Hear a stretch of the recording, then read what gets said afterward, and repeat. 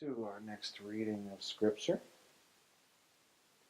comes from the Gospel of Mark, chapter 12, verses 38 through 44.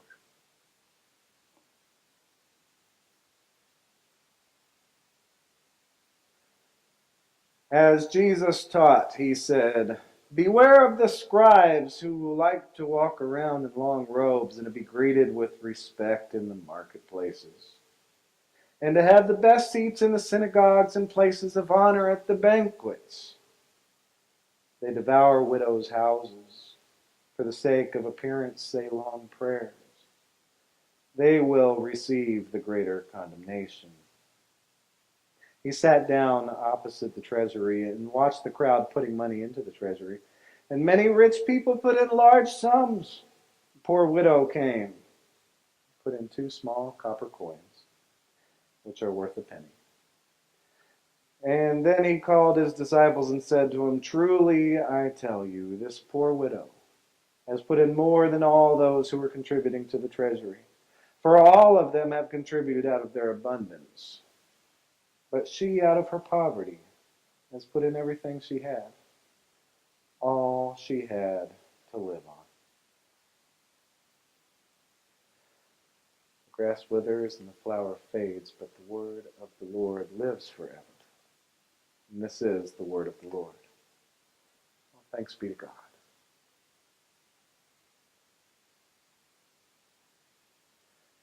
The widow who put in everything she had.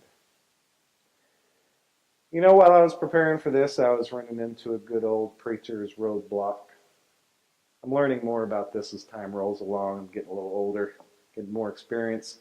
As we come back around the scriptures that we've done multiple times over and over, scriptures that we know so well. Most of us have heard 1,000 times the sharp contrast between scribes who just love their privileges and the attention they get so much, and that remarkable woman, the widow, beaten and broken by the world, who literally gave every last penny she had out of love for the Lord. While preparing for this, I was running into that same old message clear as day. Put everything you've got into your love for the Lord. It's a powerful message. It's one to not be missed. A remarkable woman who put her all, everything, literally everything she had, into her love for God and for her neighbors, giving all her money to support that house of God that she believed wholeheartedly was making the world a better place for everybody. An incredible example set by that woman who wasn't even aware in the moment of the simple act that she was doing, that giving, that simple act of giving would be remembered and talked about for at least thousands of years to come. She had no idea. And, you know, talking about how amazing she is and her, the inspiration of how she gave everything, you know, that's pretty much where I've gone with it anytime I preach this passage. But I knew I didn't want to go there exactly with it again. I just felt like, I don't know, we've heard it too much. It's the same old thing. But beyond that, you know, there was something else bothering me, but I really couldn't pinpoint it. Really couldn't identify what was bothering me about what to do with this passage. So as I was struggling to figure it out, where else to go with this, thankfully I was led to dig a little deeper and to see what some other people had said about it. And I ran across a commentary by a preaching professor at Luther Seminary in Minnesota named Caroline Lewis. Professor Lewis hit on exactly what is so tricky about this passage. It's what was bothering me, but what I couldn't identify. It's that this passage, it kind of falls on deaf ears. Not just a congregation, but also as preachers and anybody else. We see that remarkable woman. We hear about her. And we're told, do what she's doing. And while we hear it, and then afterwards we're thinking, yes, that is really wonderful. But no, I'm not going to give every penny I've got. Get real. And then we go about our separate ways, knowing that we've heard something good that ultimately amounts to a thought that we won't even entertain in real life. Not only are we not going to do it, but I couldn't in good conscience tell somebody to do it. Give away everything, and then what? Join the panhandlers on the corners around town. Check into a nice shelter, maybe. Find a friend or family member to mooch off of. Of course not. That wouldn't be responsible.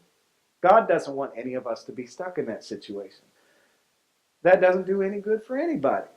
So while we may think that's exactly what Jesus is saying, to give all our money down to our last penny, the context of this situation actually doesn't really suggest that at all. Um, while we look at her in amazement, it doesn't tell us to give down to our last penny. A good clue comes in the first paragraph of today's lesson, but I'll tell you what, it's a very easy clue to miss. I call this a case of a misplaced comma. In the first paragraph of this lesson, Jesus makes an example of the scribes who love their power, they love their authority, they love their nice stuff and the attention they get, and they love to hear themselves pray. Polar opposite of the widow, they can't be bothered with the deep faith when they've got all this nice stuff to enjoy. And the clue that's easy to miss is the comma that translators put in there. It's not like it was there in the Greek. This is something that translators do to try to put it in an English that we can understand. Beware of the scribes, comma, who like to walk around in their long robes and be greeted. You know, that comma makes it sound like he's talking about all the scribes. Like all of them are just awful, right? But just before this, like a paragraph before this, he was just talking to a scribe who he told was close to the kingdom of God.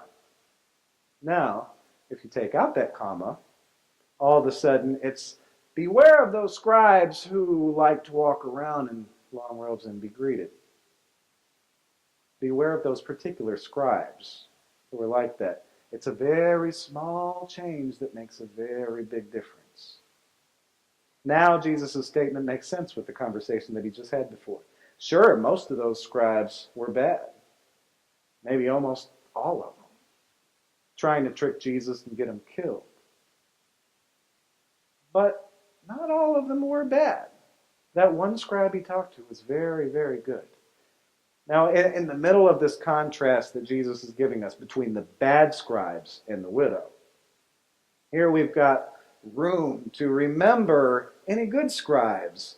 The scribes who make God's love their top priority. The one who put loving God and loving neighbor above everything else. He wasn't told to give away every penny. He was told that he was already close to the kingdom of God. His genuine love for God and neighbor is what already brought him close to the kingdom. His genuine faith and his genuine care for fellow human beings, his genuine love, that's what showed that he was all in for the Lord.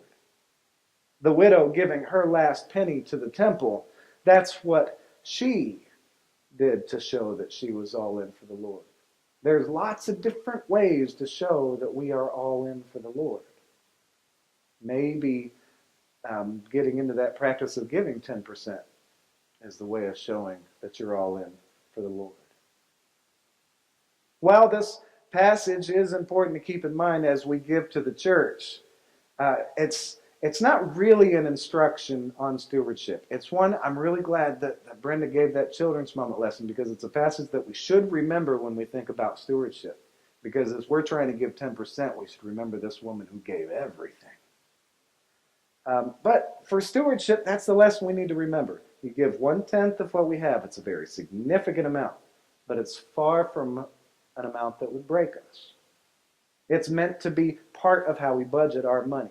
Giving 1/10, it goes all the way back to Abraham, comes back to Jacob, it comes back time and again. Giving as faithfully and sacrificially as the widow that Jesus pointed out, that's a model for how we should give and how we should be, no matter what amount we have, what amount we're offering. Focusing on loving God and loving our neighbor like that scribe, that is the foundation for faithful and sacrificial giving. Two great examples to follow. But beware of those scribes who are only out for themselves. Don't do what they're doing. Nothing good comes from that. So we do still find in that widow the message: put everything you've got into your love for the Lord. But this can be done in so many ways. Okay, not so bad. Sure sounds better than giving every last penny that I've got, right? Okay, now let's complicate things. You are sitting in the treasury with Jesus, and Jesus points out that poor old widow who gives everything she has. That woman who's been beaten and broken by the world while suffering the loss of her husband. She's also found herself stuck in this position of having nothing and not being able to support herself. Jesus points her out to us.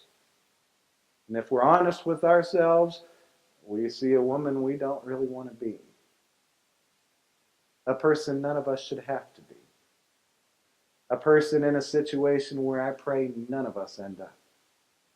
We see her in that awful situation, and then we see her faith as she gives everything she's got.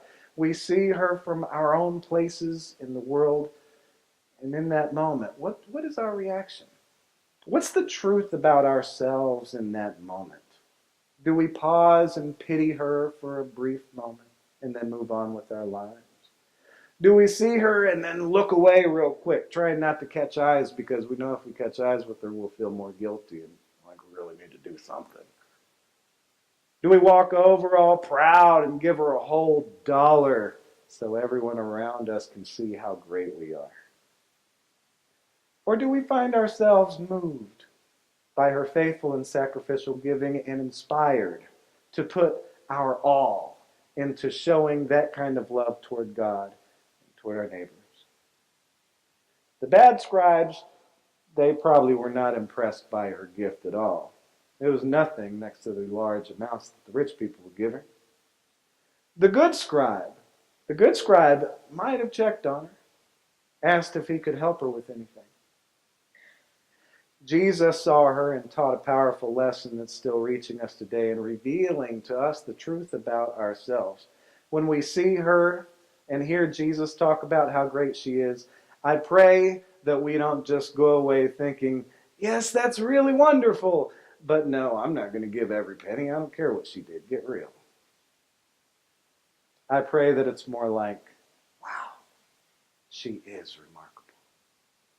Lord, by your grace, help me love you and all the world like she does. Help me put all of my being into making this world a better place for everybody.